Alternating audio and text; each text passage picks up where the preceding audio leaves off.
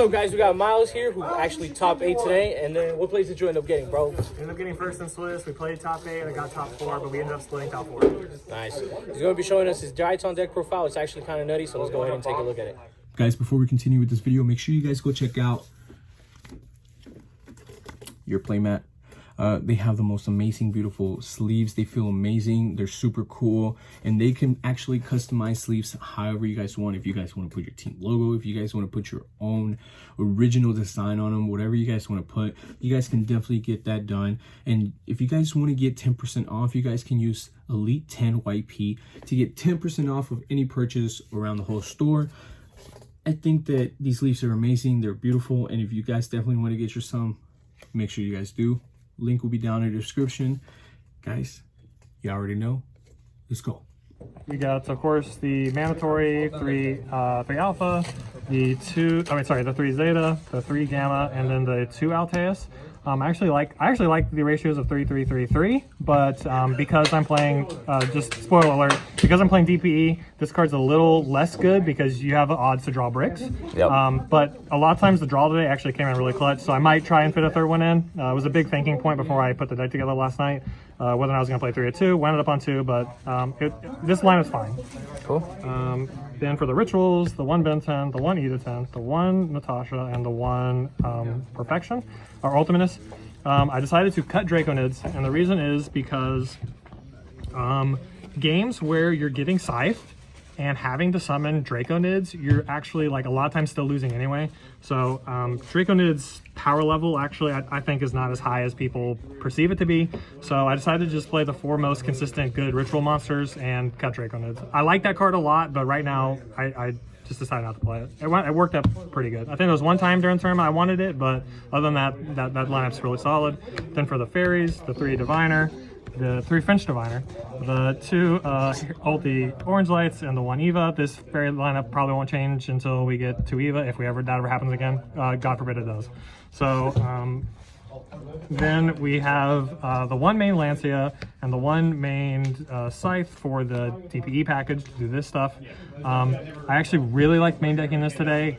The combo where like you set this on your turn and then on their turn go DPE, chain Dagda again, set this, pop these two and bring both of them out, is what the fuck are you gonna do, honestly? Yep. Yeah, kind of crazy. And also this is relevant against a lot of matchups right now, just in general. So if you hard draw it, it's fine, because Sword Soul, you're not gonna get pro dosed against, you play against a random Phantom Knight deck, you're not gonna get Phantom Knight to death. So Scythe is really good. So for my spells, the 1-0s, just these 3. This card is always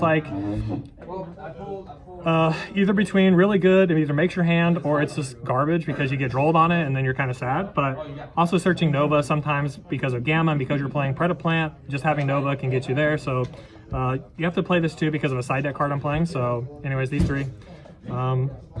Then for the Drytron spells, basically these guys, search Drytrons, not gonna really explain those. And then for the power 9 in this deck are these cards. Holy heck. So Starlights, bro. Let's go. So hard drawing this is really good. So for me, hard drawing this means I can skip a step and I don't have to go Predaplant, which is really nice. You can go Dagda Masquerena, which is really strong, or you can go you can route any way you want when you draw this card. And also hard drawing this off fucking Alteus is crazy. And then this card is nuts because you're not guaranteed to go first all the time. So this is a going second card. And when you do get hand trapped, you can take the best card from their hand and then just make DPE, right? So ending on DPE, taking their best card a lot of times is enough to win. And then this card, I don't need to explain this card. This is the best card in Yu-Gi-Oh. Yep. It's just insane. And then we'll do the, I guess we'll do the side deck. We'll do the extra deck first. So we'll start with the high links and then go down. So I played this. I really, really like this card. So the ability to crack weird monsters this format is actually really important. The Sword Soul deck puts up the level 10 guy that banishes, and that card is hard to out because it protects us from destruction, and it's really good against this deck in particular. So a lot of times what I'll do is I'll flood the board with monsters and then just link it off, and then I'm free, right? It has the graveyard negate. That card's crazy. I really, really like this card. Also, IPing this card is it's infinitely harder to out. Then Boral Sword, I'm not explaining that. Masquerena, just busted. You make a Masquerena Boral Sword against control decks, they like fold. That's really hard to beat. This card, because I don't like Imperial Order. I made this a lot today. This card, because obvious. This card, because obvious. This card, because I am convinced that this is the right way to play the deck. I have been playing the Hipposhinnigan combo with the DPE for a really long time, and I don't understand why people don't play it. The reason why is because on your turn, you can do a Nibiru-proof combo where you make the XYZ normal the Diviner, and then summon the Benten out of the graveyard, and then at that point, if they nib, you search for Benten, you're fine, right? You send Gamma. If they don't, right, you send the Eva, search Orange and Diviner, so now you're safe from nib, and then you make this, pop it with DPE, add back Eva, you have Eva Orange in hand, so you're not losing to Dark Roller, you're not losing to random, like, Forbidden Droplets. They have to drop with their hand and negate your whole board. Like, I'm convinced adding back Eva is the right way to play with the DPE combo, so I'm very passionate about, like, this card in particular. And plus, look at him, bro. He's a baller. Then we got the the XYZs, the Zeus, the Beatrice, no explanation there, and these two. Thought about Downer, thought about the Bird. They're really good, but I want to play this card, and I want to play this card because I'm not losing to Crooked Cook, so. Then played this thing, because I actually hard made this today, so that was cool. Played this, and played this. Actually didn't send out too much today, but you have to play it, so there's the extra deck. I could have played Unicorn. That's a card I thought about a lot, but I just think Underworld Goddess is infinitely better. And then that card that should be banned, this card that should be banned. These three cards. This is also important just because of Mystic Mine. You need one out to Mystic Mine your deck. And then these three cards because control decks fold to this. There are lots of good tier 2 decks that make interruptions or monster negates, but they don't put up spell and trap negates, so you just evenly them and then they lose. And then this 3 card. Another card that should be banned.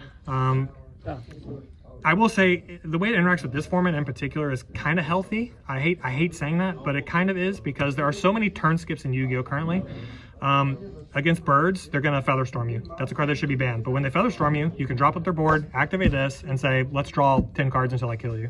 So against Sword Soul, same kind of situation. They produce you, you can't play, Mystic Mind them, right? Now, Sword Soul can kind of play under this, but it depends on what cards they have. So if you can stall a couple turns to stall out Protos, and then you play on turn 4 or 5, that's really relevant. And then obviously Scythe. So decks that Scythe you, they usually don't put up Spell and Trap negates, so you just Mystic Mind them and then wait the turn. So this card's actually really important right now. And then the hand traps, the 3 Drolls for mirror match, or the birds. I played against a bird deck yesterday, and this wasn't in my side deck. And I was missing this card against birds, so that, and then that card because Sword Soul's stupid and I can send it with Beatrice, and then a second copy of this because I don't want to get Protossed and I would like to play a third copy, but I feel like this, 2 of this kind of covers your Sword Soul matchup, so but yeah, that's it. Cool. All right, man, go ahead and show off that mat that you got today, bro. Oh my god. Let's take a look. So you got this mat today for getting first. Yeah. Last round, you know, I had to play against someone who's super free to get it, so that's how I got it. But, who's Mr. Free, bro? We call him James Conacher. You know, the freest guy in Houston. That's what we call him. You know, so. But yeah, so no, actually James is really good, and we're really cool. So no, I like the guy a lot, but basically played him for the mat. So. All right, appreciate the video, bro. No problem.